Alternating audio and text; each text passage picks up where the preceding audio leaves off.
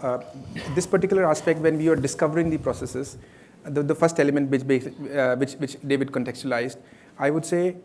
when you are maximizing the product that you are adopting, and at the same time, if you are adopting a cloud product actually, and we proudly say that SuccessFactors is probably in Gartner and it's a tier 1 product actually, it's got tons of best practices inside it, and then you have to make sure that you leverage on those and actually make them transformational. And that's where I think the example which David just mentioned is cascading the existing KPIs and competency libraries, mapping it to the existing processes of a company, and then using them immediately, which typically gets lost if you buy a system and the processes are there, but the elements of competencies, the KPIs are not mapped, and the system is not able to cascade it to every single employee of the organization. And that's where I would say basically that while discovering the processes, one, about adopting it, mapping it, taking a look at the worldwide trend, however, maximizing the existing best practices of the product that you choose. And that's something basically which you should